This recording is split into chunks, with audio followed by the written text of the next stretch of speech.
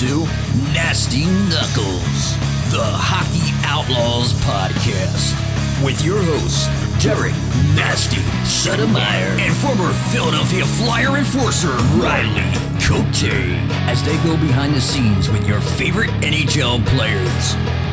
This week's guest, back-to-back Stanley Cup champion, NHL defenseman Luke Schenn. Time to face off.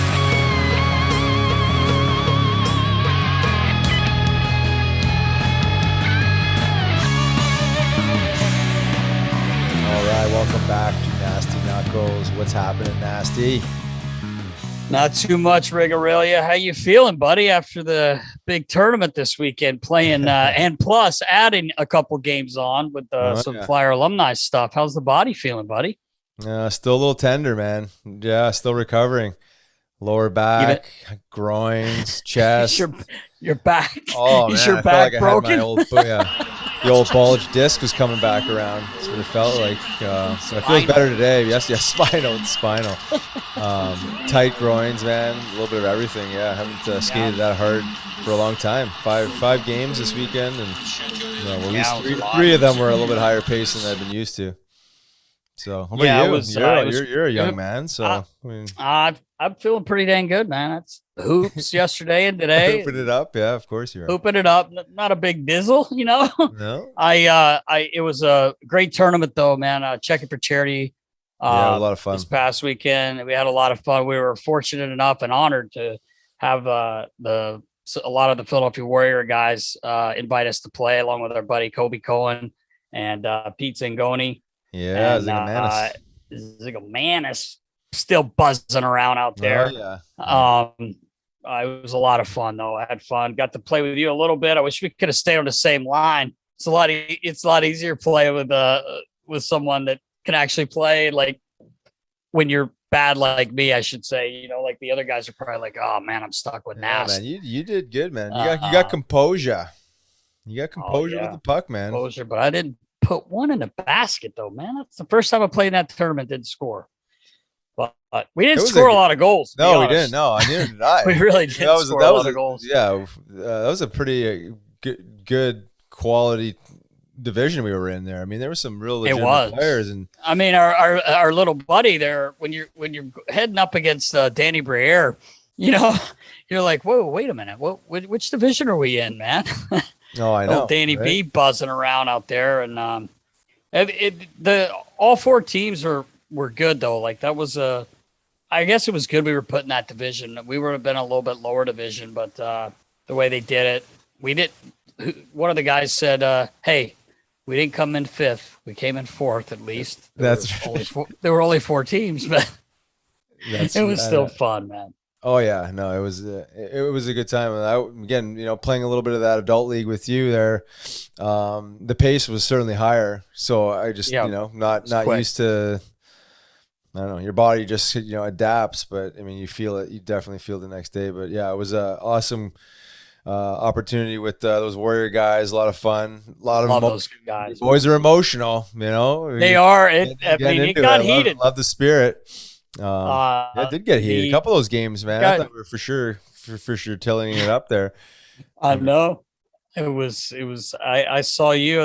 I saw that little bit of twitch in the eye there one time.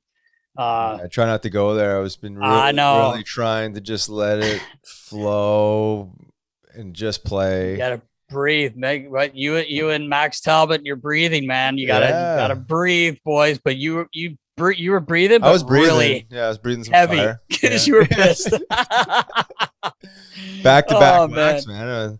Yeah. I guess the only thing holding me back or holding the situation back from actual fight happening was his ability to say yes. And it was like I was waiting for it. If he said yes, we were fighting. It wasn't like I actually thought you guys were gonna fight. Like I actually thought for a second I thought so too. I was looking in his eyes. He had the cage on. I was like, this guy looks like he might fight. And then he was like, no. What do you mean? What'd I do? What'd you do? I think the original look that I seen on his face was like the shock that I was actually calling him out on it, or something, but whatever. Well, it was funny because you probably didn't realize it because you were heated, but the puck had been dropped and play was going on, and you were like blocking him from going anywhere. So like play had gone on for like 10 seconds and everyone's watching you. And then one of their guys had the puck and they were just kind of waiting, and then play started, like everybody just started playing again. It was kind of funny without the whistle ever blowing. But anyway, it was a fun weekend, even though we didn't grab a win. Playing with those guys, they're just a great group of dudes, man. Love all those guys. And I can't thank them enough for inviting us to play with them. That's for sure. All right. An overall great weekend. Happy we got the invite from the boys and got our sweat on, got emotional, got sore, still recovering, but all good. I'll tell you one thing we have to mention, and you were the one that said it, was obviously in hockey, everyone knows that who at any level in the locker room, that's where, man, so much fun happens in there. Just the ball busting. Those guys go to the heart. Oh, daggers. Yeah. They throw I said it after the first game. Like, wow, you guys are like serious. Like, Big Dev went after someone. I can't remember who he was giving it to, and then you were like, "Whoa, you guys are going for the heart, man!" They were all laughing. They were like, "Oh, that's nothing." It's nothing. Yeah, well, that hurts some feelings in the National Hockey League. No kidding. Especially today. But those guys are great. I played golf with Duff and Deb and Eddie a while back, and they were just giving it to each other. I was like, oh, this reminds me a lot of what I've been around my whole life. But anyway, that was, like you said, a great weekend. Honor to play with those guys. So yeah, no doubt. And just getting primed up for the big ball hockey tournament, right? We obviously got to get in shape and get the blood flowing, get the legs moving and snapping the biscuit around. See how it is. Yeah, see how your back's feeling after you're running around that court. Oh man, I can't wait. I can't wait. It'll be a different type of tightness. Awesome. Yep. Yeah, it sure will. Yep. Maybe you could lead some yoga stretches before our games. That's an absolute. Yeah. For our team. Up. Everybody, remember, please check it out. Please register for September 11th. 8 a.m. all day. Yep. Great day. Bring your family. All kinds of stuff going on. It's gonna be awesome. Yeah, and I just want to touch on fans of Philly. Yes. A couple more dates they added. Yeah, we're participating in at least 2 of the longer trips there. Nashville, now Arizona, and I think Buffalo they added, and maybe one more, Seattle. So check out fans of Philly. Big partnership there. Really appreciate their support and some local stuff. Hey, we're talking some local stuff. So look out, fans of Philly.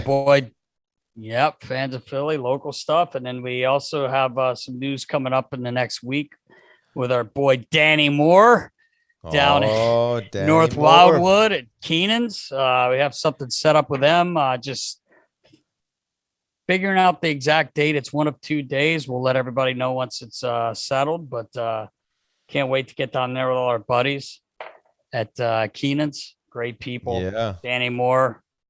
He'll have that place rocking before we even walk in. Some old faces. Some South Philly.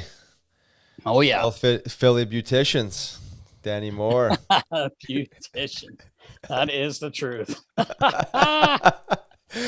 All right, dude. Well, let's get rocking. Let's do it, man. Episode 37 with the man, 2-time back-to-back Stanley Cup champ, Luke Schenn.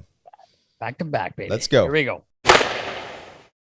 Welcome back to another episode of Nasty Knuckles. I'm Riley Cote. And I'm Derek Settlemyre. And this week we are very lucky and fortunate to have back-to-back Stanley Cup winner, our main man, Mr. Luke Schenn. Schenner, what is up? Are you mucking right now? And what kind of buck are you wearing? Because you should have mine on, brother. What's up, bud? You know what? Hey, I should have your bucky on. Just kidding. Mine got a little sweaty, though. I wore that like around the dressing room and stuff. So Dude. I'm looking for another shipment. So hopefully you can hook me up. But I gotta thank you. I will. I gotta give him some new colors now. We'll get into that later. But I do have to thank him again. He wore my hat on stage at the Stanley Cup Finals last year, and when I tell you, I got at least over 50 text messages with the picture and the link. And I was like almost teared up, man. I was like, oh my God, it was the greatest. I can't thank you enough for that, man. I really, really can't. That was awesome, man. Yeah, no. I mean, love team their shipment, obviously. Love everything what you're doing right now. But yeah, no, to answer your question from before, yeah, I'm out in Kelowna now for the summer. Just got back from Tampa a few weeks ago, or I guess probably about a month ago now, and enjoying the last little bit of summer, what's left here, and kind of already back at the grind as far as skating and training and camps around the corner. So it's been a crazy couple of years. The last summer, obviously, we're in the bubble the whole summer. Yeah. And so, didn't really have a summer last year. And then this year we come back pretty much beginning of August, with the finals going so late this year. Yeah. So it's just been like go, which, hey, you wouldn't trade it for the world, but it's been fun and whirlwind, and, you couldn't even draw it or dream it any better than how it's worked out. So it's been quite the ride. Yeah. Congratulations on your successes there. Yeah, that's awesome. Unbelievable. Nice Couldn't be happier, man, for you. It's amazing, man. When your brother was fortunate enough to win, like, God, we were just so happy. And then you get one, I'm like, this is sick, and then you got to throw another one at him. Now he's got to try to catch you, man. He's got to try to get one because you're holding it. You got the lead right now, but you're the older brother. You should. Yeah, I mean, hey, it would have been sweet if we would have won it together. That's for sure. I would have loved that because that means I would have been there for it. I would have loved that. I know, but I know, what? It's crazy how it worked out. Like, obviously, you always dream of, winning the Stanley Cup. And when Braden obviously, went to the finals in St. Louis, we went down to game 5, 6, and 7. And, going to that game 7, it was like I was a nervous wreck watching. I'm like, younger brother, right? And it's crazy. People always ask me, if there's jealousy or anything like that, knowing that we both played in the league. And it was just, I wanted him to get that thing so bad. And, we got on the ice after and celebrating and hugging. And it was just like the most wildest moment that, your younger brother has his name on the cup. And right after that, it was like a couple of weeks free agency came around and Tampa called. And that was right after they got swept in the first round of Columbus. And I just kind of figured like, they'd be a hungry team coming back and have so much talent throughout that lineup and great goaltending and coaching and the whole thing. And I was like, what, like, is this my chance? Like, so, it was awesome. Crazy how right after Braden won that I got the chance to go to Tampa. And like you said, now it's been a couple of unbelievable years, but I was so pumped that Braden got it, but right after that happened, I was like, "Hey, how do I get my name on this?" Yeah, that's right. Well, you got it on there twice now, boy. Yeah, that's awesome, man. Yeah, that I couldn't imagine the feeling. I wish I knew it, but so happy for you anyway, man. Just unbelievable, and the way, like you said, with this whole damn last 2 years with the COVID and everything. Yeah. The way the season's worked out and now, like you said, you just finished, man. It has to feel like to you it was a few days ago. And now you got to turn around and get yourself prepared to get into another season. Can't imagine that's easy, but I'm sure you're ready and excited for it. Anyway, a new team just signed a 2-year deal. Congratulations! Yeah, congrats. Heading back to Van. So yeah, it's interesting. Like, I mean, obviously, I've been on some teams where you lose in the past, and Riley, you can attest to this too. It's like, when you're in one of those losing teams, everyone kind of, has a tougher go. When you're an older guy, free agent, and obviously, especially more of a depth guy too. It's like, well, those guys are usually more replaceable, right? And then you get on a winning team, and everyone just kind of finds their role and has their little niche on the team, and so many more doors open up. So it's crazy, even from a couple of years ago when you're actually younger, but you're coming off, a losing season from a team standpoint. You're kind of fighting a little bit harder, I would say, to get that next opportunity. Right. And then you have a team success and everyone, gets rewarded for it. Guys obviously get contracts and, guys who move on into free agency, like everyone just kind of wants that experience. So like I said, no one can ever take that away from you. It's pretty special. And just super, super lucky to be a part of that.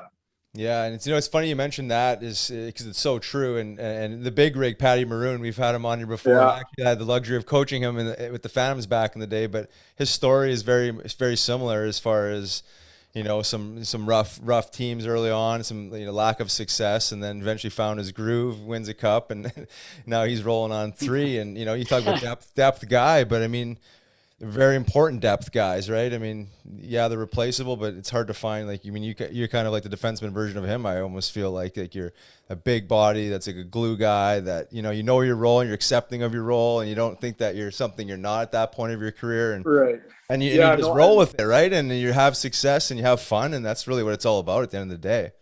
Yeah, I mean, of course, like, you're not looking to go in and, you're looking to just kind of be a piece of the puzzle. Yeah, exactly. You kind of stay in your lane, you know what your role is. But man, oh man, Patty, I know you guys have chatted with him and stuff, and he's one of a kind. Hey, like for him to get 3 in a row, it's just incredible. It's incredible.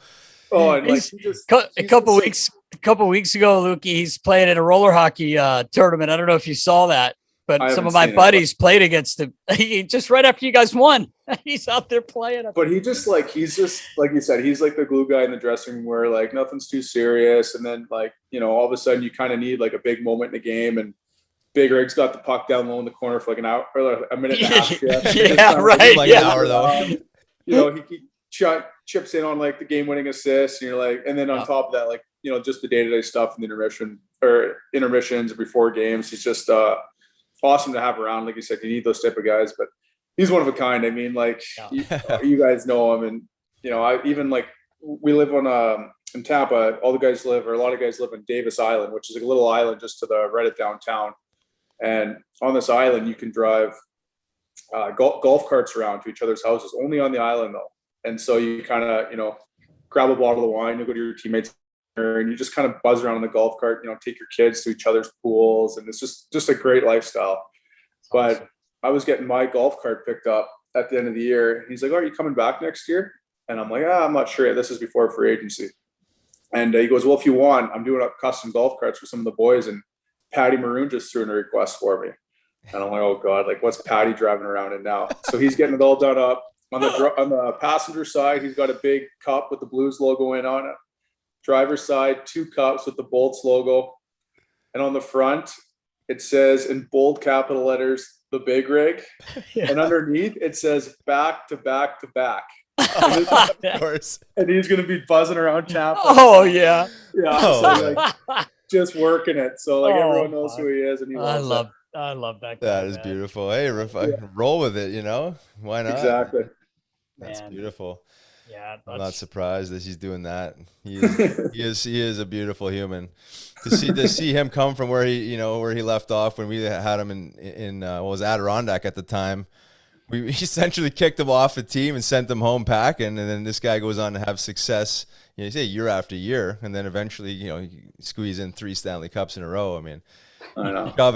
Shove it up the organization's ass tenfold. But yeah, I love to see root for guys like that and have success. I mean, that's what it's all about, right? I mean, having fun and winning. Yeah, no, it's I mean, that's you could write a movie about the guy, like you said. Yeah. There's that's a cool thing. When you win the cup, it's guys like him, and there's all the different sort of stories and adversities guys face, and everyone expects your career to just be a straight out right to the top, and you retire, you go out as a champion. But in reality, it's it's a freaking roller coaster. It's like ups and downs, and you find yourself in some spots where you're like, how the hell am I going to get out of this? But you just keep grinding and working, and not to sound cheesy or nothing, but you keep believing in yourself or whatever, and eventually think it's not shoving it up anyone's ass, but you want to get out of it yourself and not be get out of that pigeonhole sort of spot that you're in sometimes. So that's the cool thing about winning, is there's so many stories like that come to the surface, and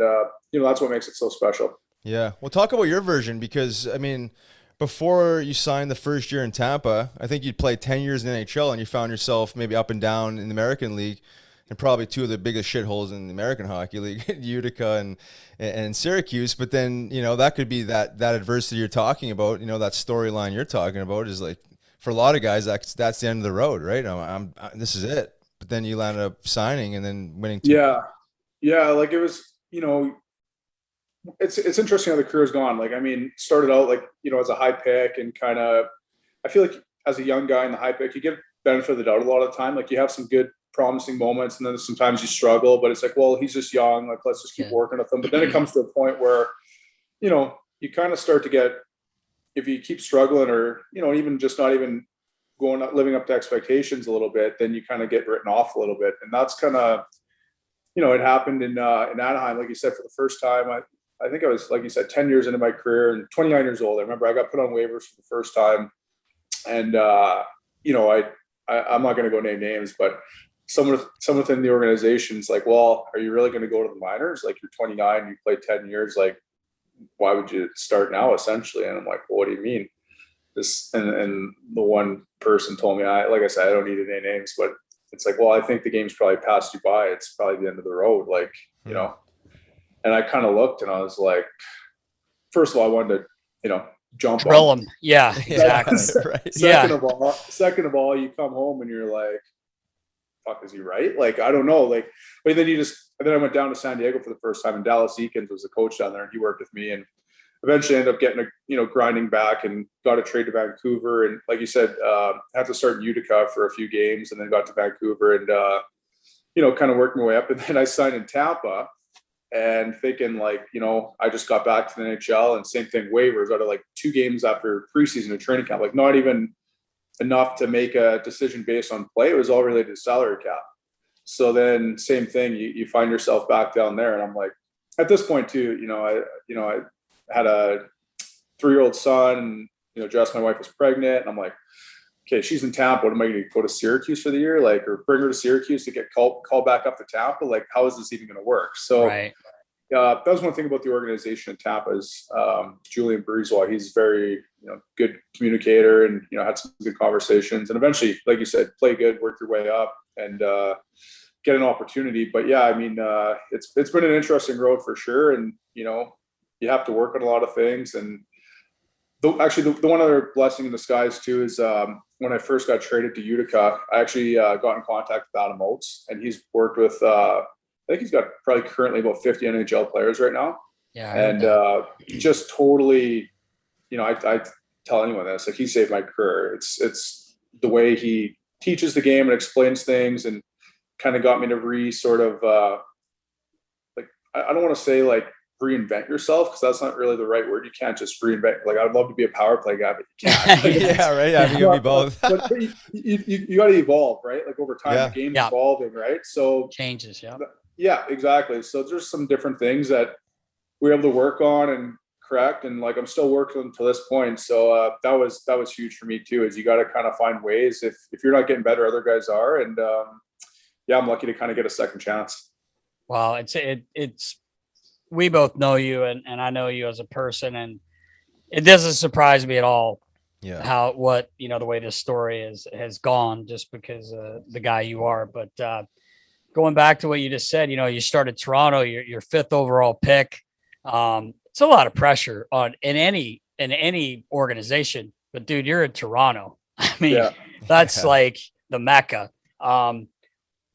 Did you feel that pressure, or did they kind of protect you? I don't think we ever really talked about that. I've known you for quite a while, and we were kind of talking today. I said, that's gotta be tough, man, going in there and you're 18 years old and you're in Toronto. I mean, there's a lot. Yeah. I mean, it's like kind of, you understand it, but you don't understand it because you're so young. Like, I think I got drafted, and you go up on the TSN panel or whatever, right after doing the media, you had the jersey on for like 5 minutes. Yeah. And there's already a bunch of cameras in your face, and they haven't had a high pick. I want to say the last highest pick, like, now they've had higher picks since me, like Matthews and Marner and those guys. But I want to say the last high pick within the top 5 was like Wendell Clark or something like that. Like, it's crazy. Yeah. And the first question is like, hey, the Leafs haven't won the Cup since '67. Like, what are you going to do to change that?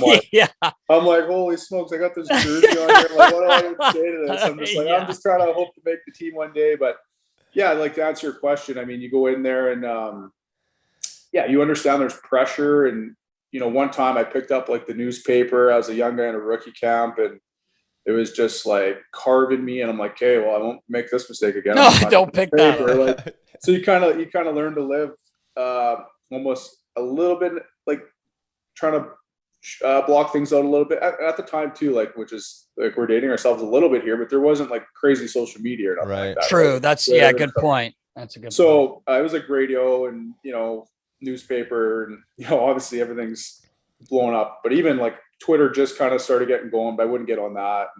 Right. But yeah, the expectations are crazy. And the team, obviously, we were like a lottery pick team every year. And so you always kind of try to take those next steps, but there's not, like, if you're walking into pick Tampa, I guess, as an example, like if you're coming in as a young guy, like the pressure's not on you, it's on all the veteran, Exactly. guys who've been there before, and you kind of get to develop at your own pace. Where if you go to a team like that in a market like that, things typically happen a little bit faster. But no, I remember Riley, I always remember like going into Philadelphia. I remember going into Philadelphia my first year and seeing guys like you in warm-ups. Like you got the long hair, the full going. I'm like 18 or whatever, and who else is on the team? Like you guys were so tough at the time. Like Ashram was there. Yeah. Prongs was there. Prong Dad, yeah. Carbon would have been there. Yeah. Carcillo. Yeah, all these guys. Like even Hartsey, you guys are all flipping your hair up in the warm-up and stuff like that. And I'm like 18, and you try to play like, I'm a physical defenseman. You try to play like a heavy game, but I'm just like looking at you guys in warm-ups. I'm like, okay, I'm not fucking ready for this. I gotta fake it. I'm like, okay, don't look at these guys the wrong way tonight, because like I get pumped, right? But then you got to kind of play the role. But I'm just, I remember like, you go into situations like that and you're like intimidated, but you can't necessarily act intimidated. And all of a sudden, the game's changed since then. But not to get off subject here, but man, you got going into your guys' building back, like I guess it would have been 13 years ago or whatever. Like it was a scary place to play.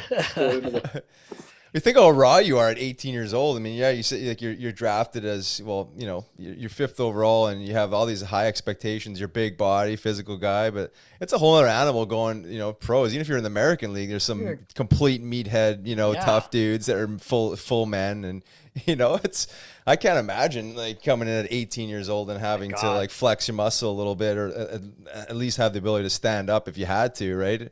Because I was like, a little bit further in my 20s, but when I, eventually found my way. So there was that, that 3, 4, 5 years of growing into more of a man than being 18. I can't even imagine, man. That's a different animal. It's crazy. I like a lot of times guys will like, our men's league buddies, Riles, or just friends are talking hockey, and, it's a 18 or 19-year-old kid, and they're like, oh, say something. I'm like, the fuck were you doing when you were 8? Think about when you were 18 years old. If you were out there in front of 20,000 people with all this going on, I'm like, dude, I was chasing box around at college, like shooting hoops, no pressure, man. I'm a freshman, I'm 18 and I'm just having fun. These guys are, in the big league. I mean, this is the top thing. And how long ago was this? Aren't you still like 26 years old? Like, oh, that's the best one I've had in a while. I'll take that. Everybody's telling me I got to go with 40 now. They said you don't look 35. I stuck on 35 for a while, Lukey. Your age, but you haven't aged at all. I mean, you have me fooled. But yeah, he's got the cure, man. Are you? Holy shit. No. Yeah. The aging cure. I remember your one line you'd always say to me. I don't. Probably shouldn't repeat on the pod or whatever. But yeah, you had a couple good lines. It's all right. About your age. So. Yeah. Oh, yeah. Oh, I know exactly what you're talking about. Yeah. Oh, yeah. It's okay, man. It's okay. You just say, hey, real quick. Go ahead and hurry up. Say, hey, LV, what's going on, man? Say, congrats, man. Do you listen to Buck Chetty when you work out? Do you listen to Buck Chetty when you work out? Every time I hear that, I think of you now. He said he thinks of us when he hears Buck Cherry. Hey, I need to tell Elvis I need a couple more videos coming my way. I haven't seen anything lately. Okay, we'll get some. Riles was just talking about it earlier. Check out the feed this morning. I jumped on Instagram this morning and he's doing a live. It's like 30 minutes. I'm like, rollerblades on carpet. He's rollerblading in the basement on carpet. I'm like, okay. Anyway, sorry about that, guys. You wonder where he gets it from. Right? Oh, he's a mess. He's a mess. He's you. He's a mess. I blame my dad. That's what I always say. But yeah, hey, speaking of one more thing about Toronto, Phil Kessel, you got to play with the thrill. You got to I know most of them, but you got to give us one good Phil the Thrill story. I got so many good stories. Like we can do 2 shows. Just like I remember the one he'd come into the trainer's room every single day, and he'd be like, "Why are we here today? Like, do they not understand days off are good for us?" And then like, why are we here? Yeah, why are we here? Like, Phil, we had a day off yesterday. Like, what are you talking about? He's like, no, like rest is a weapon, all that stuff. And then one time he came in, this is like a month straight of this. One time the trainer, like the head therapist, is like, Phil, for the boys, like just come in one day. Hey boys, I feel good today. Like it would just fire the boys right up, like put everyone in a great mood. He snaps back dead serious. He's like, Bud, I'm telling you, Bud, I don't even know what feeling good feels like. Never felt good a day in his life, he said. We're like, oh man. Well then like he's just so like gifted, right? Like even he's strong too. Like every day was just a war. The head like strength coach would be like, Phil, when you come in the gym, just put your runners on. Like you can't work out in shower sandals every day. Yeah. And so he'd be like, yeah, I can, bud. He'd take like no warm up, nothing, like the 90-pound dumbbells and just start snatching them. Like he's so strong and like he's a freak, man. He's a freak, man. Yeah. I always, when I talk about him, just spending time with him with USA Hockey and stuff. Oh yeah. And you look at him, I mean, and then he gets on the ice. I mean, even the 4 years you're in Toronto, he scored 30 goals every year. He scored 37 one year. Oh, he rolls on the bed and scores 30. I mean, it's crazy. He's a freak. He can skate. He can shoot a hockey. I mean, he's a even like player. I always remember like we'd go out for dinner right before the game and there'd be like a group of us. We had a good group too. Like it was like Bozak and like Lupul and all those guys, right? Yeah, fuck, that's awesome. Like Clark MacArthur or whatever. We'd be like, you have a couple glasses of wine before the game or whatever and start telling stories. But Phil was always, every day before the game, he'd drink Bloody Marys. And like those things are like heavy, right? Like you can have like one or two, and after that it's like, okay, that's, how can you even bury more, like with a big ribeye? Like you can't move after. Yeah. And he would have like, I don't even know, 6 or 7, whatever. But I remember like, I can't remember where we were, but he just told the waiter, came over, and he'd be like, hey bud, anytime this like gets like just to be a little bit to the bottom, like I'd even like ask him, just keep him coming, bud. Just keep him coming. He's just like filling up on Bloody Marys all night. Just like classic. Oh man. Were you telling me, I can't remember if it was you telling me or JVR telling me that he was wherever he was in the summer, the strength coach there gave him a call and said, hey, I'm flying in. I'm going to hang out with you a couple days, check on you, see what you're doing. And he's like, what? No way. That's baloney. Fuck that. Not a chance. No way, man. I'm in the summer. Like I can't remember if you were telling me that story or if it was JVR, but they were telling me and I was just crying, man. I was man. He's a beauty, man. He's an all-timer. I love what a career though he's had too. It's amazing, hey? Unbelievable. He hasn't even missed a game in like 900 so games. Durable. Yeah. Hey, you know what, Luke? I don't know if you know this. The last time I was in Pittsburgh, they made this really nice I don't know, you almost like like a the game Twister where you spin the dial. They had a thing like that for Phil, and it said, how will Phil feel today? And it had a spin and it had all his little one-liners, like you said. Why are we here? The next one's like, I'm hurting today, all these, like, there's like 10 different sayings. And when you're reading them, you're hearing him say it in your head. You know how he talks. It's so great. And I actually took a picture of the thing. I have it somewhere. It was so, I couldn't believe, I'm like, what an idea. But he must not have liked it because they had it in the back of the equipment room there. So, but anyway, he's a special human. I just, I wanted to get one story from you. Yeah. He's an all-timer. Yeah. It's, wouldn't it be nice to just be that gifted? Hey, really? Oh my God. It's remarkable how you'd be able to stay in good enough shape for that long, but stay healthy. Stay somewhat healthy. I mean, what the hell? Well, like think how hard like you've had to work, or like guys, just like the time you put in, like just to get there and stay. But like, oh my God, just have it. Like I don't want to say giving it to you because he's producing stuff, but like just that natural ability. Like some guys just got it. Like it's just good for them. Lucky them. Good for them.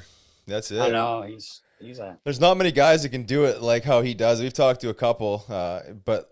I think Jake Voracek there is one of them. He's like, what did he say, Nasty, when we had him on? Like, if I stretch, I'll get hurt. Yeah, if I stretch, I get hurt. Or like Marty Brodeur is like the one summer he worked out. He like blow out his bicep and stuff like that. It's like, there's not many guys that can do that, especially this day and age. Jakey's hilarious too. Hey, man. Same thing. Like he'd be like this. He'd come in the weight room and be like, "Oh, so tight today. Oh, I feel so sore." He'd be like, Jake, why don't you get treatment? He'd be like, oh, because you lose power. You lose power and you get treatment. And you're like, oh, like, how does that even make sense? Like, you can't move. Your back's so stiff. But if you like get work done, you're going to not be able to skate. Like, how does that even make sense, Jake? Yeah, Lukey, the last couple of years, he started like, we always did these little things and warm ups, but his thing we started doing in the last couple of years when I was with him, he would take a few laps and he'd come over, he'd grab the water. He'd always go like shake his head like he had hair down to here, like it was just long hair. He'd like shake his hair and like I would laugh, of course. I don't know why. I thought it was funny every single day when he did it. Yeah. But then he goes, well, I feel pretty fucking good. I feel like I'm about 5 years old today.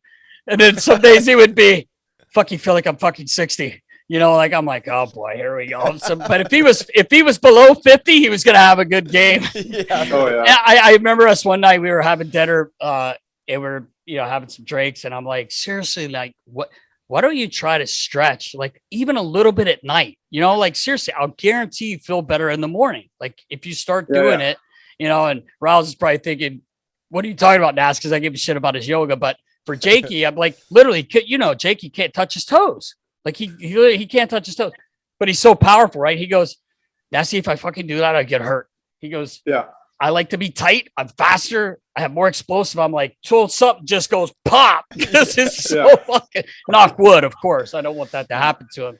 But it's so funny. And like in Philly too, like there's always those 1 o'clock games on Saturdays and Sundays or whatever. Yeah. I'd be like, just like Jake would just come like looking to shop. Like usually get up, like have a pregame meal at like 8 or 9 in the morning, get to the rink at 10. He's like storming in at 11, like last guy did. Hey Jake, do you have anything for breakfast or like pregame meal? Oh, but no. I just anti-inflammatory banana. That's it. Anti-inflammatory banana. And then he'd go have like, a goal and 3 assists. Yeah, exactly. And you're like, how do you do this? Yeah, and then he's ripping it up again. Oh, he's amazing. That is classic. So Toronto, you're there 4 years, big trade this summer. You come to Philly and you get a chance to play your brother. Like, I can't imagine. Well, I got to meet you that summer before you even came because we did the thing in Atlantic City. Right. Yeah. And that was the Bauer event. So I got to meet you then. But what a cool experience, because I know you and your brother didn't really get to play together on a team, so to say, play together. I'm sure you practiced and everything together, but how excited were you for that? Well, it's crazy how it all worked out, because dating back even like a few years before that, 4 years before that, I got drafted to Toronto. Braden got drafted to LA the next year. So we went back-to-back years, but he went 5th overall, and actually I think Toronto was trying to trade up to 4 or 5 or whatever to get Braden. So we actually thought we were going to play together potentially in Toronto. Oh, and then he goes to LA, and then like a year, I think he was maybe under in their system for a year or two, but like played maybe 5 or 6 games as like an 18 or 19-year-old. He gets traded in that Richards trade, him and Simmer. Yep. And then he's there. Was he there a year or 2 years before me? I think a year, right? Yeah. You came in 20. I think he came a year before me. But anyways, no, literally. Yeah, 1 year before, because he came. Yeah. He was there 11, 12. You came 2012. Yeah, and then a year later to the day, I think I got traded pretty much for JVR there. But it was weird because it was at the draft when I got traded, but it was day 1 of the draft, and Braden had lived with Claude Giroux his rookie year out in Voorhees. They lived together. Yeah. And Gio obviously is pretty dialed in that organization and had kind of a inside scoop that, there's talks anyways of potentially happening. And we thought, on the day 1 of the draft, and then nothing happened. So I woke up the next day like, guess that kind of blew over, and still in Toronto. And then all of a sudden get a phone call that afternoon that coming to Philly. And then I remember Berkey called me. He's like, hey, like whatever. Obviously they got JBR. He's a hell of a player. He's what a career he's had too. But Berkey called me. He's like, hey, like we didn't want to trade you or whatever, but like, if there's one place I'd trade you, I wanted you to go with your brother. And I was like, whether it's true or not, like, hey, that's yeah. Like, so I got, Braden and I got to play together for, I guess it was like 3.5 years in Philly. Yeah, which is it was. Yeah, almost 4. Unbelievable. Like just the whole experience, like obviously the games, itself, but just the whole experience and the lifestyle, like, driving to practice together every day, like breaking down the game from the night before, like, what do you think of this or that, or dinners on the road, like with the same crew of guys, and rookie parties, and, just that whole experience. Like, that's, the games are one thing, but just to kind of like be in the dressing room with your brother all the time, and, kind of going through the ups and downs with them. It's just, we were younger too. I feel like, I don't want to say take it for granted, but looking back, it makes you appreciate like how special that was. Yeah. And I always say this too, like playing with them, like being an older brother, especially, like, you're kind of always looking out for him out of the corner of your eye too. And like, you want to do so good. And it's much easier playing with him than playing against him. Like, he's the forward trying to score and I'm the defenseman.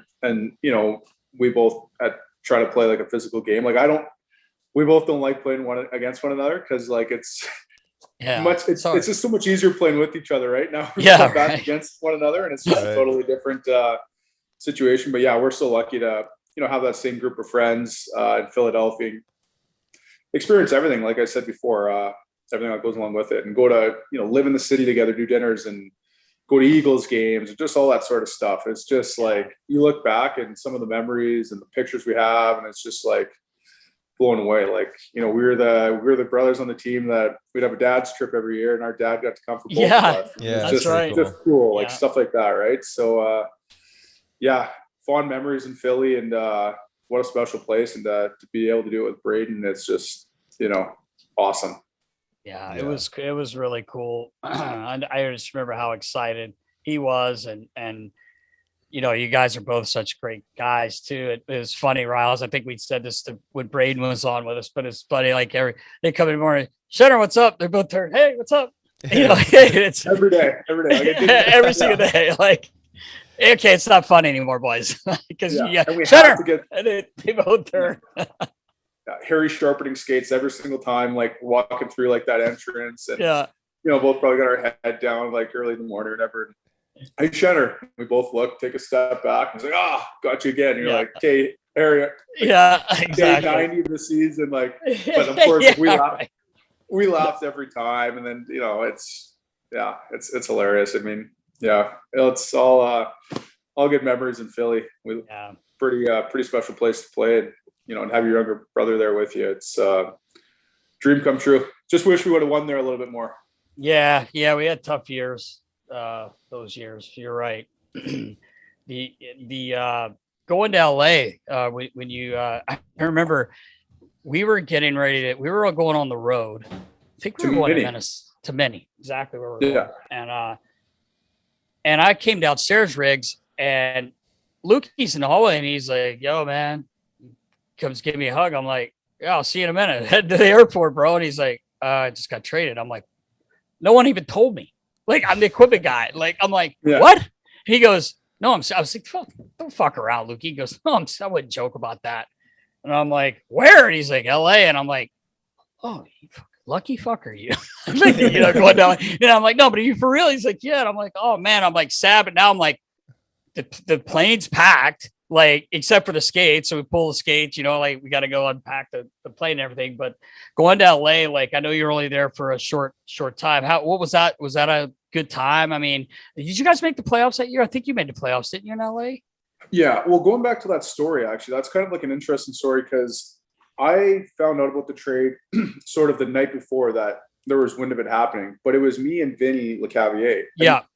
I'm sure, like, Vinny's still a good buddy of mine. Like, we hung out all the time in Tampa, but he obviously didn't have the best experience in Philly, and kind of didn't play a ton, and Hall of Fame career or whatever. And he just, whether it was opportunity or whatever, I mean, who knows looking back, but he was out of the lineup for a long period of time, and he always kept working, like, just hopefully I get a chance, like hopefully someone trades for me or whatever. So the night before that trade happened, I got word that we could potentially be going to LA, and Vinny's part of the trade.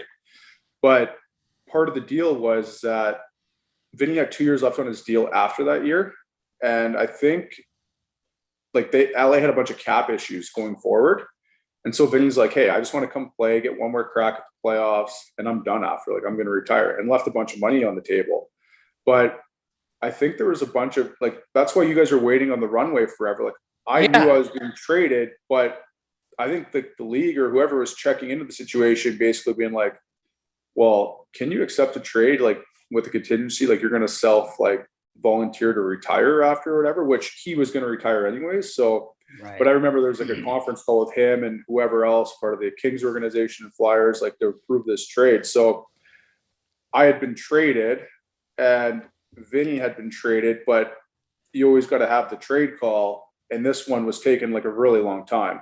Yeah. So it was to the point where I was like, well, maybe I'm not, like, maybe I'm coming to Mini now, right? Yeah, So, you guys were sitting in your cars, right? Like we were on the plane and you guys were sitting in the like that fence at the airport in Philly, like you guys were waiting there. And so Braden eventually is like, okay, I guess I got to go on the plane, which was tough. Like that was the worst part. Yeah. Like, that was saying goodbye to all you boys and all the teammates and everything. But, knowing that you're not going to have that experience with your brother again. Yeah. So he walks onto the plane and it's like you're saying goodbye to like your long lost lover. I'm sitting in the car. And finally it's like an hour's going by and like an hour and a half. And then all of a sudden like Braden's text me, he's like, what's going on? Like, why aren't you leaving? And I was like, I don't know if this trade's even going to go through now. And so eventually it ended up get going through. You guys took off to Mini and I ended up going to LA, but that's kind of actually how that trade happened. But I mean, LA was awesome. Like it was actually living wise, like what else can you say? Like, I know, right? Living in Hermosa, Manhattan Beach. And we had a really good team. That was actually the year we lost in the first round in game 6 or 7, I think, to San Jose. And that's when San Jose went to the finals and lost to Pittsburgh. You guys were in every game. It was like there were it was like 1-goal games, like every game. Right. Like, I remember that. Yeah. Yeah. We had a great time and a great team. I mean, and even you look back, like that's a team that could have won a cup. Like you had, I mean, your center icemen were like Kopitar, Carter, Vinny, and then you have like guys like Lucic were on the team, Gaborik, right, Toffoli, Pearson, like for Stieg they traded for. Yeah, that's right. That's right. Yeah. Kaderi, like all these guys, right? So you had a really good team and just kind of San Jose got hot at the right time. And I mean, that's the thing. Everywhere you play, it's like good memories, and it's cool because you guys know it's like it's all about the people too, like who you're around and good guys everywhere. Like you can play anywhere if you're with a good group. It's all fun. So did Dean Lombardi call you up and have any like funny or odd moments with you? Because just about everybody I know that went in there, I know Braden had a great story about him. Christopher Stieg had a really good one about going up there, and Dean says to him, what's that dirt on your arm? He says, what? He says, it's the ink, the tattoos. He's like, oh, it's a bike. He's like, oh, you ride bikes? He goes, no. He goes, oh, you're a pretender. Steve's like 30 seconds in, I'm like, what the fuck is going on here? Like, what's wrong with this guy? He called me and Braden McNabb into his office, and I knew McNabb. He's a Saskatchewan guy, so we knew each other. And he's like, hey, I envision you guys playing together and being like a big mean pair for us or whatever. And we're like, me and Nab were like on the other side of the desk from him, and we're kind of like nudging each other, like, okay, like. And then Dean just keeps going, and he like kind of like unveils like through like this like sort of, I don't know if there's like a blanket over top of it, and it's a poster of me and McNabb on it. What's that Quentin Tarantino movie? Quentin Tarantino movie? Pulp Fiction. Yeah, but he's got us. So he's got the characters of the movie, like with their, like all their gear on, but me and McNabb's face cut out above these guys, and they're like assassinating guys and stuff. Come on. Yeah, and he's like, "This is what I want you to be," and I'm like looking at Nabber, and I'm like, "Is this?" I'm like waiting for like, where's the punchline? Like, is he going to start laughing at us? Yeah. And he went on for like 20 or 30 minutes about like, this is what these people do in the movie, and this is how it's going to translate to you on the ice, all that stuff. And we're like looking at each other, and I'm like, get out of the office, and I look at Nabber. I'm like, is he serious? He's like, yeah, this is the type of stuff you're going to start seeing. So I was like, okay. But yeah, and then we ended up like not even playing together. Like Daryl Sutter had us on different beats later. But it was like this whole thing, and I'm just like, holy smokes. What did you think of Daryl? Because we've got a million Daryl Sutter stories as well. How was he?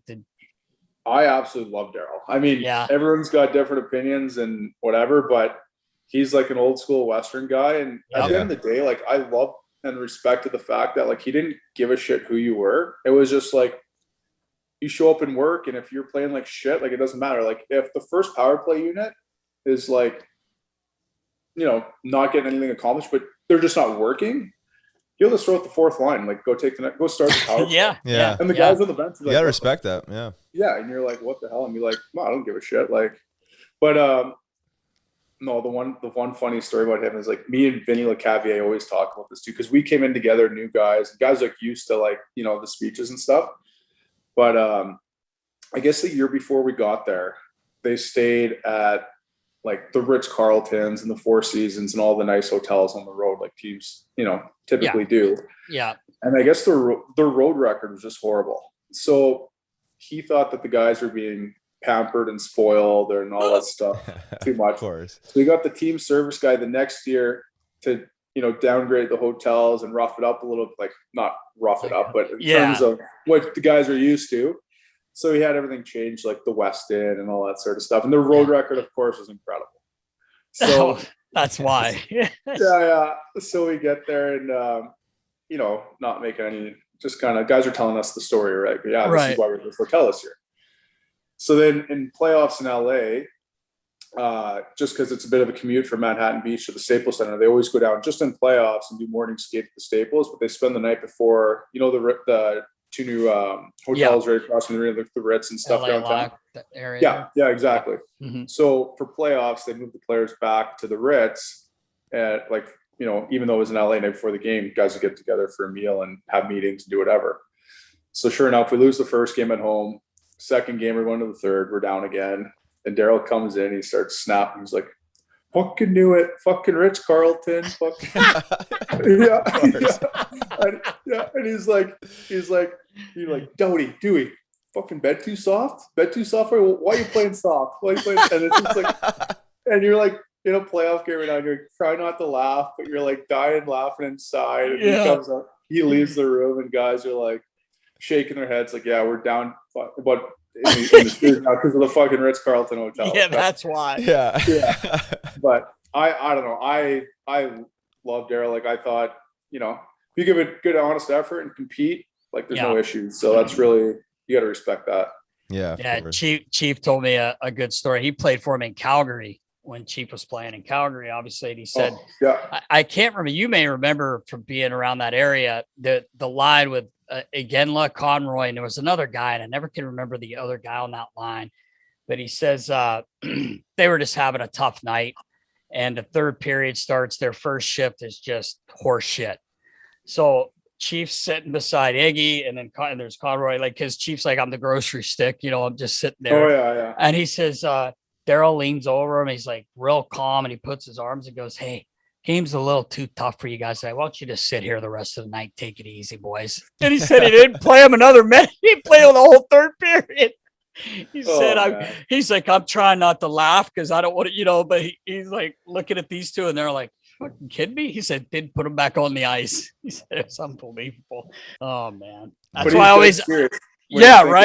Yeah. It's not a joke to him. He's thinking, and then Bush can do some good imitations of it with his tie done down, like in his stance. Maroon pointing, man. Spitting on the floor. Yeah, spitting. That's what he said. Spitting on the floor. Chief said they used to come in there and they'd have the music going. He's like, I was one of the first guys in the room, and it's like just like 4:00, right?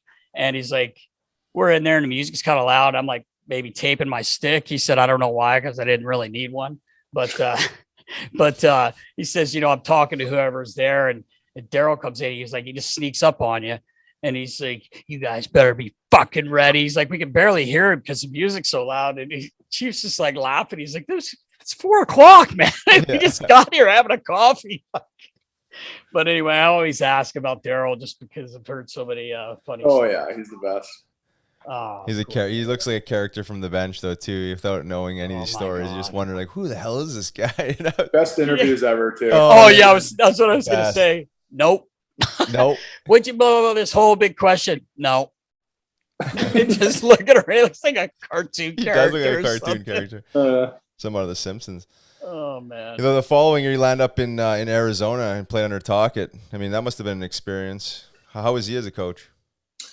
Well, actually, the first year I was in Arizona, Tippett was the coach. Oh, Tip, that's right. Yeah. And then Tip ended up leaving there, and you know, I don't know, something happened, I guess, behind the scenes with, I don't know, management or ownership or whatever. And then, yeah, Talk came in the second year. Talk was awesome too. Obviously similar sort of coach as far as like, you know, like a chief type of guy, right? Yeah, like, right.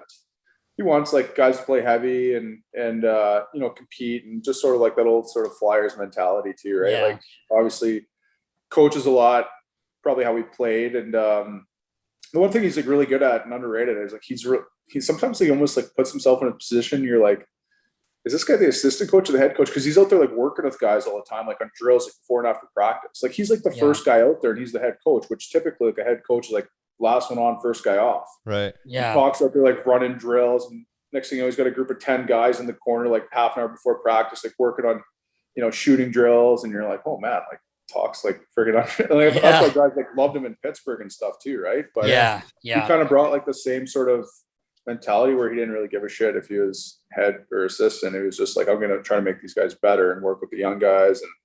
And so he was good. Yeah, easy guy to talk to. And you know, probably, you know, Arizona's just like, it was tough back then just because, you know, obviously they got different ownership now and stuff, but you know, it's just tough to kind of like, sometimes you go into arenas and you're playing with like half the salary cap, you know, next to the other team. And if you lose that night, you know, like 5-2, you're like, well, you know, if you actually had that extra money to spend on your lineup, it's like a different story sometimes. But yeah, that's probably where, like, you know, some things in Arizona obviously have happened in the past, but, you know, obviously it seems like they got it now on the right track and good ownership and stuff and GM. But that's great spot to play, great living. But yeah, just from like the business side, that was obviously probably a little bit of a change coming from a place like Philly or LA.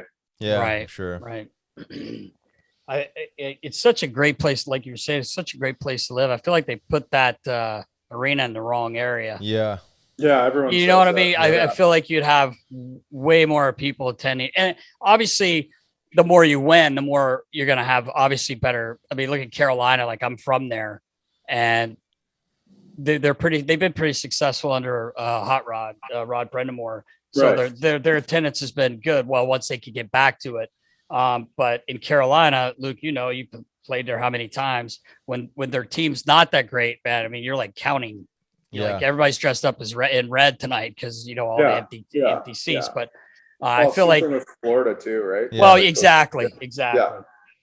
It's a shame because they built that arena in the middle of nowhere too. I mean, not the middle of nowhere, but there's no one there. You have to like, everyone's got to drive in to get there. But like you said though, like if you put together like some winning seasons or like string of games together, like people show up. Like in Florida now, like there's a buzz there where like we played there in the first round this year with Tampa, and it was like it was a war. Of the wildest fans ever. Like it was insane there. Like it was crazy. And I mean, like it just goes back. If you have results, like you said, Carolina, Arizona, or whatever, like people are going to come. Yeah. It just, you know, but when you have some tough years, year after year, and you know, it's just, that doesn't work out, especially with the arena in the wrong location. So yeah. Speaking of that Florida series, man, that was a heavy series.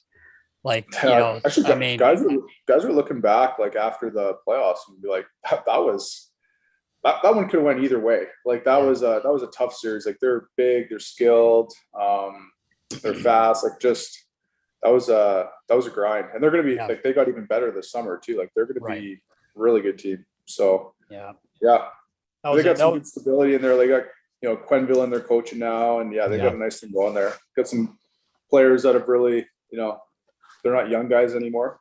Barkov and Hubert on those guys that are pretty nasty players. So I was going to ask you, Luke, you know, going back to when you first landed up in Philly, what your thoughts were having a guy like Nasty floating around the locker room, coming from TO, a little more conservative. Get this guy out of here. Like, who is this guy?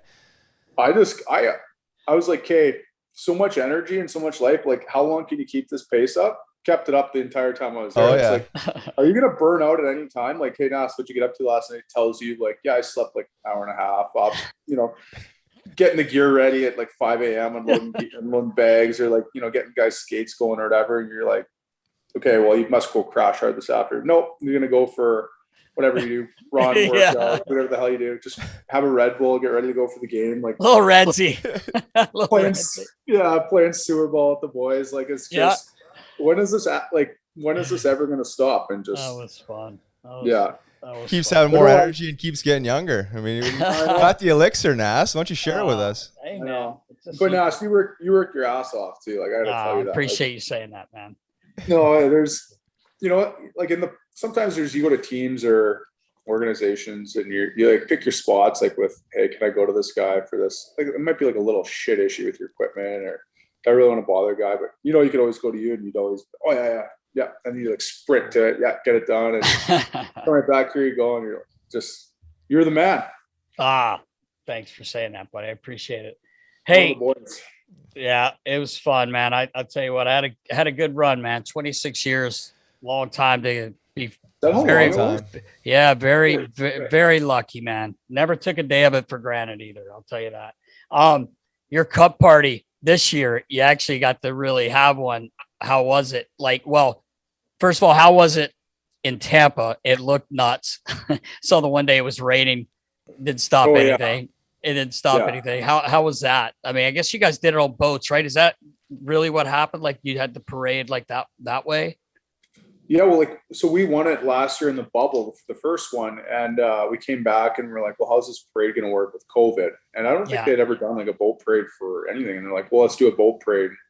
You're like, well, how is this going to work? Like, what is there going to be 40 boats floating around and the odd person on the sideline cheering you on? Like, it's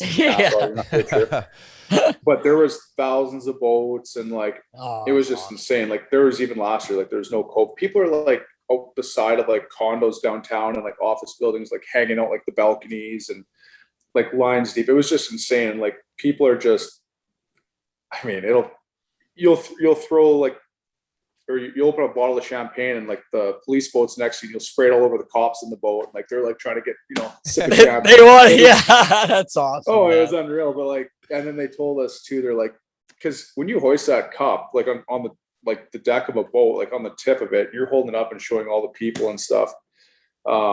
You're lifting it up and there's, champagne spilled everywhere. And it's slippery and that cup's heavy. Yeah. Your number one thing is like, do not drop this in the water. But they told us, could you imagine? Oh my God. There was a dive team beside the boat, whoever had a cup and stuff too. So like if it ever dropped, they'd have to go down and grab it. And they were prepared for all that stuff. But then we got to do it the next year, which was even, better because the fans knew what to expect. The Bucks did it too, which like, oh, okay. Yeah. So the Bucks, and then we did it twice. So it's kind of like a thing now where it's the boat parade day and people just live for it. And it's pretty special to do. And it was better this year because we were able to have like more family and relatives and friends and stuff come down. So yes, what's Elvie popping up there? Has he got a question? Dude, no. You never know. I'm just joking. I'm surprised he's not running this podcast yet. Oh, he runs his own. Yeah. I should have sent you. I think I sent you the video. I may have. I don't know if I sent it to you the other day. What he said the Elvis podcast. What it was. He was talking about hot chicks that day. That's what his podcast was that day. But there's a market for that. Yeah, there is. There definitely is. There definitely is. But hot chicks, man. Yeah, right. Shift gears a little bit. They're calling Tampa now the city of champions. All they had to do is bring you in, Tom Brady, and the big rig, and look what happens, man. Yeah, Champa Bay. Champa Bay. That's even better. Yeah. But getting to have a real party at home, right? That must say. And our buddy Rosie Riley brought him up earlier. Good buddy of yours as well, obviously out there. But how was that? How was your party? Just awesome. It's a stupid question, but. Yeah, well, like it was actually like a 2-1, like not to keep bringing up, both are, but last year because of COVID, we didn't get to have it. Like the cup didn't cross the border, which is crazy. So if we actually didn't win it this year, we wouldn't have got a day with the cup, which like, that's kind of like one of the best parts about it is get to show all your friends and family and drink out of it. But it was incredible. Like it was everything you dreamed of. I brought it to Kelowna. We had family and friends over. Rosa was one of the guys that came and stayed with us, and he actually just flew in for the night from Calgary. Oh wow! And we brought it on the boat for a bit. I brought it down to the arena where I played junior hockey with the Kelowna Rockets. We did some stuff there, and a bunch of people came out and, took some pictures, and yeah, I had a big shaker at night. It was great. And who else would you know? Oh, Hartsey was there. He was. Oh yeah, I saw that. Yeah. Oh, Was he? Was he first star? Dog. Oh yeah. Yeah. Oh yeah. That's he great. He was. Yeah, it started out because it was like strange. Where like there's like a lot of like former players that had never won it, and they're like, I don't know if it's like the proper thing to do, like drink out of it. And I'm like, boys, like you're retired, like yeah. I mean, right, the tradition. Yeah, exactly. Like there's no going back now. And then guys are like a little bit hesitant. You get a couple drinks, and guys, next thing you know, guys won't put the thing they would put it down. Yeah. So Hartsey's doing keg stands on the Stanley Cup or what? It was so funny too because like earlier on in the night, he's like, I don't know if we can stick around too much longer because like Katie, his wife's pregnant, got the other two kids at home, and I don't think they had much help for like family. Like I don't think they got family staying with them no, actually, sorry, his brother was in town from New Brunswick or Ottawa or something like that. Okay. So he's like, hey, Katie's gonna get back. She's pregnant. I gotta get up like with my brother and his kids are in town. Sorry, like if I have to bail a little early. I'm like, yeah, do what you want, Hartsey. It's fine. Next thing you know, I look over. It's like 2:30 in the morning. Hartsey's just giving her still. Frank the Tanks. Yeah. Oh, yeah. So he was probably feeling it the next day. But no, it's nice to have like guys like that you've had so many good memories with and teammates and kind of been through that grind with. And like Hartsey, like I admire that guy's career, and like he played how many years in games and just so tough to play, like competitor and all that. But he, that's one guy that you'd be like, I want his name on the cup, like as bad as you want your own, right? Like guys like that deserve it. Yeah. And unfortunately, like not everyone has the chance to hoist it, but for a guy like him to come to my party and jump right in and be one of the boys and celebrate just as hard, like that's kind of what makes it special is you got all your family and friends who are unrelated to hockey, but then you get a lot of the hockey boys that come in and they're pumped up for you, which is it's just so special. People understand kind of the tradition of it and what it takes to win it, and it's just a day to celebrate, and some celebrate harder than others. Yeah, that's right. Yeah, I remember I went up to Kenora to Richie's after they won their second one, and that's one of the things I was going to ask you is like, I mean, he had to go everywhere all day. Like this, we were going like places, and I'm like in the back seat. I'm putting the seatbelt on the Stanley Cup, and I'm like, dude, I can't touch this thing. He's like, you're not gonna win that thing in Philly. Don't. I'm like, fuck. He's just busting my balls, And I'm like not touching it. I never touch it. Now I'm like, damn, I should have drank out of the damn thing. Him and Cabby came up too with us, and they were eating Lucky Charms out of it, and I wanted to so bad. But I never did. What's funny is so when Braden had it, Braden brought it to Saskatoon for his cup party. I guess it would have been 2 summers before, and that was like obviously I hadn't won it, and I was thinking the whole thing too, like don't touch it, you're not going to win it or whatever. Whether it's right or wrong, like that's just what you're always told, right? Right. So then everyone's like, well, like drink out of it. So I went and I found a straw that was like 4 I saw feet that long. picture. I saw that picture. And I ended up drinking a little champagne, but I didn't touch the bowl. I just had a little sip out of it, but I didn't touch it. And so there's pictures, and then there's pictures of like we're kind of like he's hoisting it, and I'm kind of like doing like the air hoist like beside him, like not actually holding it. And like there's some cool pictures, and then you look back, and now obviously Braden winning it, he's picking up the cup and pouring it to me. So it was pretty cool to both, both sides of it. It's amazing. I guess. But it ended up working out. Yeah. So that's it's fun though. That whole cup day, it's just like everything you ever dream of. But we were actually a little bit limited though, as far as like you were dragging it around. And you said Kenora and doing a million different things. Like there's still some fairly intense COVID restrictions in British Columbia right now. I know it's totally different in the States and some parts of Canada, but we're still following some strict guidelines. So you don't like there's some things like publicly, and you have to kind of be very careful of. You don't want to be the guy to be bending the rules, but at the same time, Brent Seabrook, he came to my party too. He's in Kelowna in the summer, and good buddy of mine, and obviously he'd won it 3 times. Yeah. And he told me actually he had great advice. And he's like, hey, like, I know you're trying to do like a million things and you're restricted and all that stuff because of COVID, but he goes, let me tell you, it's like kind of a blessing in disguise, because he's like, my first 2 cup parties, I brought it everywhere so everyone could see it, everyone in the public. And like, he goes, at the end of the day, like, it's like, I kind of didn't even do anything for myself. And he goes, Right. the 3rd cup party, I literally just had it at my house, and my, was with my kids, my family, and we just kind of had a day in the backyard and then a party at night. And he goes, that was like my best day ever. So he's like, you literally have no choice but to do that for a lot of your day. So he's like, just take advantage. Like, you'll love it even more. So Yeah. nice to get advice from a wily vet who's free time. So yeah, well, it makes sense, right? Doing the whole runaround thing and not really enjoying it, and just feel like you have to like keep up with the rest of the people you're trying to impress. But it sounds like you had a great experience where at least all your friends and family were able to experience your success and enjoy the time instead of having to be on the clock and running around in the whole bit. Yeah, exactly. Yeah, that's awesome stuff. I was going to ask you, Luke, and kind of getting off the hockey topic a little bit. I know when you were in Philly, you did some stuff with the firefighters. I know your dad's a firefighter, and I believe you had a charity called Luke's Troops, at least in Toronto. Are you still doing any of that stuff with the troops and military?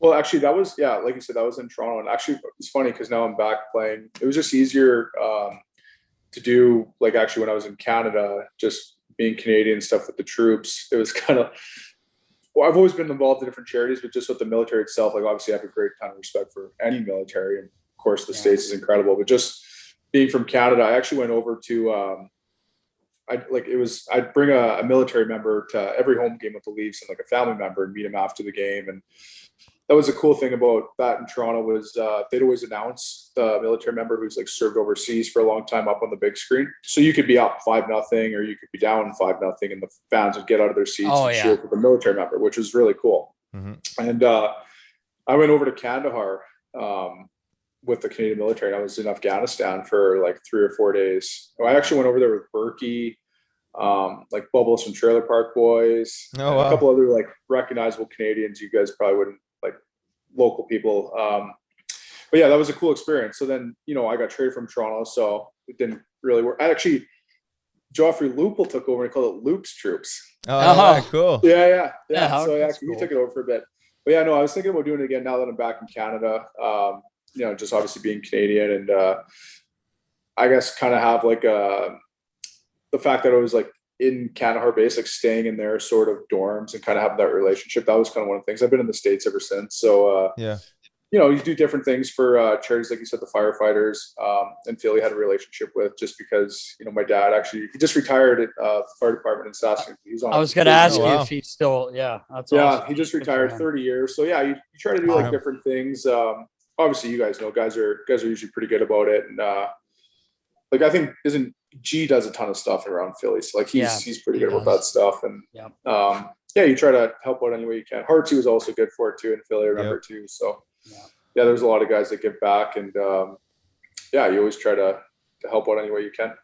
Yeah, cool. Really, I knew you were involved in that stuff. I wasn't sure your involvement with the military type of charities in the U.S., but Nasty and I just finished up playing in a checking for charity tournament this weekend. We played with the Philadelphia Flyers Warriors disabled veteran hockey guys. Oh wow! So awesome. So we're pretty involved with these guys, and they're big supporters. We're supporters of them, and I know hockey guys or sports guys in general, seem to be seem to be on the same page as a lot of these veteran guys, because there's a lot of synergies between the two, but mutual respect, I guess you could say. But it was a lot of fun. These guys are a blast, and we got our asses handed to us a little bit, but it was a lot to for sure. It didn't help having it.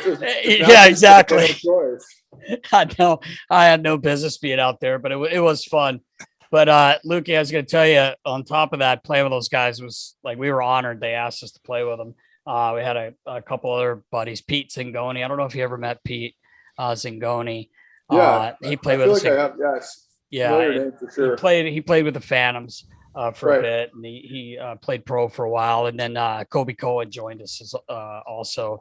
But we almost had a great clip that we could have sent into Hockey Fights, because our boy here, it's pretty hard to get him wound up these days. He just wants to play, and he almost got a little tilly, and I mean really close, really close. I haven't seen him that bad. Was the guy whacking you? Or what Oh yeah, he like, whacked me back-to-back shifts, time. like within 30-second span, and he whacked His me the head first time. flipped. I was ready to like just two-hand him right there, and I was like, Riley, just breathe. So then they end up scoring, and then right off that next face-off, the guy lines up and does the exact same thing. He just like tomahawks me off the face-off. So I'm like, dude, are you serious? He's like, puck's down in the other end, and Raul's not letting the guy go. He's like staying in front of him, and everybody on the bench is like standing. It's like everybody's like, the only oh thing my that God. stopped me from not fighting him is the fact that he didn't want to fight. But like, I was like, I haven't been like that since I retired. I was like, I was just waiting for him to say yes, and then we were going. It's probably one of those things. Hey, like you look back. Oh, yeah, I gave Riley Cote a Tom. Yeah. Yeah. And He's then, like, oh man, yeah. I did not So, like, want to have to get to that point, but like, geez, I'm like, I don't know, but how dumb are people where like, look at the guy, like obviously they know who you are, and like go look at your tapes. Like the guy wouldn't be able to see for 2 weeks. Like, what are you thinking? yeah, you just kind of wonder what the hell, like if they're trying to impress somebody, but then like you get called out on it, and then you just stand there like a jackass. But I'm thankful that I didn't have to fight, because I really don't want to fight. I don't play in these leagues or tournaments to fight, man. I just want to be a skill guy, man. He wants to snipe, man. Yeah, he's the first line. He's the first line first centerman. liner, man. You gotta be out on the ice. Oh, if Nasty's your winger, then frick, I hope you I have some- was. They let me play. I got to play with Rouse, I think, the first game, and then they, put me where I belong on a third line, because we had three lines. You got composure there. Now. We had fun though. It was a good one. I did see that picture of you on your Instagram though. I seen you guys beside each other on the bench. Oh yeah. I was wondering what that is, so that makes sense. But I was wondering it. I was like, man, that guy looks like Nasty in someone's gear right now. There's no way Yeah, you know what? So the real quick, that check it for charity, it's huge here every year, and a lot of pros come play in it. Tony D'Angelo had a team, dude. He had Adam Fox, he had Joe Farabee, Matthias Samuelson. I'm missing like some big names Yeah, here. there was a lot of you guys. Sonny, what's the kid's name from Milano? Milano, Sonny Milano, Zegras from Anaheim, the U.S. kid, and they had some other guys. Tony Vos was unbelievable. He was the old guy. He's Tony's 40 now, I think, and he played for the Phantoms, but he didn't look out of place at all. He played really well. They beat Johnny Gaudreau's team. Johnny's team was not as stacked as normal. But he had the Robinson brothers that both play in the league. They're from here. That Ross Colton, who plays in Phillies from out there, he says he trains at like the skate zone. He played in it. Oh, yeah. He was on D'Angelo's team. Yeah, he's another guy. Yeah. We always talk about like Philly, and he, obviously, I don't know. He's somewhere by he's on the shore somewhere. I think he lives, but he always drives up to train in Philly or like Voorhees or whatever too. So we always have lots of conversations about that. So he's a good guy. Yeah, I didn't get to talk with him, but it was actually entertaining final game, and boys are buzzing around. It gets pretty competitive. It starts out, it's a charity thing, but no one likes to lose, man. No, it just takes one little whack, and then it turns into two whacks, and then but it's a great tournament. You get to choose your charity after that's awesome. So it was really cool. But Riggs almost got in a tilly. It'd been his first one in about 11 years. Riggs, yeah, been a long time. That's probably one thing that you haven't lost is being able to chuck those bombs around. Well, he's 40 pounds lighter. Yeah, that's one thing. 40 pounds lighter, and what did you play? I'm a yogi now, Luke. Man, I'm just trying to breathe and feel good. I don't need this tension. And how big were you when you played, though? Pardon me? Like, how big were you when you played? Oh, I mean, I think the heaviest was 220. 215, 220 was the heavier part of my career. I'm a buck 80 now. Are you really? Yeah. Lean buck 80, though. He's lean. No, I know. I remember talking about nutrition and stuff when you were, working with the team back then about what you're into and stuff. And you were even like leaning out. That was whatever, probably 8-9 years ago. Yeah, I was leaning out there for sure. And I've even take it to another dimension or two since then, because I just find that I don't need to carry around the extra weight, and I find I get more energy around intermittent fasting and realizing that you don't really need a whole lot. Yeah. And all I really care about is waking up in the morning feeling good. You know what I mean? Like no inflammation. I feel like I'm 20 years old, like before I even started fighting, for a living. So my body's for in you. great shape. Yeah, that's really No, I know. all I know care you've about always taken care personally. of yourself. That's for sure. So Yeah, once I retired, I started to. Nasty knows my old habits of eating, pretzels and Mountain Dew before games, washing down some Sudafeds and whatever else. Lukey, I always say, like, we lived together one summer for a while, and we were getting after it a little bit, like having fun and just a little. just a little bit. But whenever we were heading out, he'd be like, okay, don't stop at Burger King tonight. Cause that was like right near my house. I'm like, yeah, okay. Of course, but it's open all night, 24 hours, 2:30, 3 a.m. Stop two big. What do they have there? Whopper The Whoppers with cheese, fries, shakes. He's just fucking, we had him good. I'm like 5 minutes from there and it's all gone by the time we get to the crib. He's out. But yeah, no, I don't. You probably haven't had a Big Mac since then, or a Whopper, whatever the hell it's called.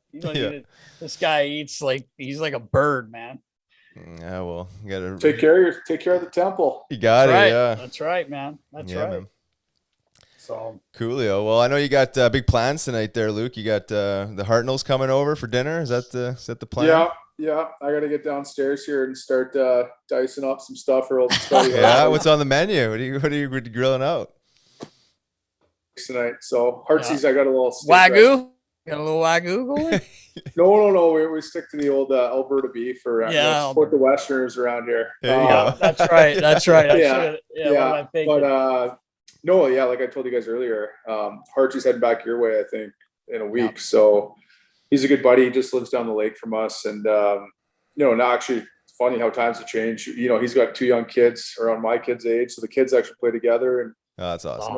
We have a couple glasses of wine early, and they probably take off early to get the kids to bed. So it's not the late night shifts like it used to be, but it's still good to get together and catch up. Absolutely, that's awesome. Well, tell Heartsy we said what's up, man. We appreciate you hopping on, man. I know you got a lot of things on your plate and getting ready for the season and all that stuff. So we appreciate you carving out the time. Yeah, no, I'm honored. I was actually waiting for the call for a while here. Nasty messaged me a couple months ago for a Braden story, and I was like, yeah. I'm like, well, does this mean I don't get to come on? Like, what's we're letting you stay in the zone. You had a Stanley Cup to win. We're like, let's not bother this guy until he wins. No, I know. But yeah, no, I appreciate it. Like I said, I listen to you guys, and half the guys, you guys have had on there. Like I know you just had on Big Grossy and stuff like that. Like I'm listening to all those. Like it's just cool to, through you guys, I'm actually getting like stories of guys I used to play with, which is awesome. That's what it's all about. At the end of the day, it's no one ever really remembers the guy as a player, the plays he made. It's just like, what kind of guy was he? And give us some stories. And like, right. So true. That's what it's all about. Like, I always tell people that is like, you don't remember the games or like the crazy plays, but you'll remember that at dinner that night, this story was told, or this night at, this rookie dinner. And that's all the game is. That's so true. That's true, man. So, but yeah, no, I appreciate you guys having me on. Yeah, we really do appreciate it. We know can't even imagine how swamped it's been for you, but we do appreciate you and love you, man. And thank you so much for joining us, buddy. Yeah, thanks. No, go take Elby to hockey. Did you say he's got a 5 o'clock tilt tonight, or? He did. He just looked at me and goes, "Hockey practice." Yeah, you better get going. We ain't gonna make it now. I'll take him to the roller hockey rink. Yeah, right. A little fire some balls off his head. He'll be fine. Right. Okay, guys. Well, I appreciate all right, brother. Thanks, man. Thanks again. Yeah. Thanks, guys. Later. See you in Philly this year, maybe. All right. Okay. Yeah, for sure. Yeah. See you, boys. See ya. That episode was brought to you by SettlemyreSkateSharpening.com for all your hockey needs. The best skate sharpening in town. Check out Nasty at SettlemyreSkateSharpening.com. And Body Check Wellness for all your hemp-derived cannabinoid nutrition needs. Check out BodyCheckWellness.com.